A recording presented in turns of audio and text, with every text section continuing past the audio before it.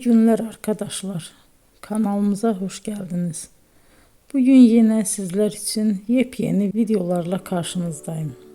İki başarılı oyuncularımız Elçin Sangu ve Barış Ardus'tan güzel paylaşımlarını sizler için hazırladık. Elçin Sangu, Sevdim Alabora, Yalancı ve Mumları, Kiralık Aşk, İyi Günde Kötü Günde bu dizilerde rol almış ve herkes tarafından çok beğenilmiştir. Biz de Elçin Sangu ve Barış Ardus'tan en güzel sempatik fotolarını sizler için hazırladık. Bu karelerin devamını istiyorsanızsa emeğe saygı olarak kanalımıza abone olup yorum yazmayı unutmayın arkadaşlar. Teşekkür ederim.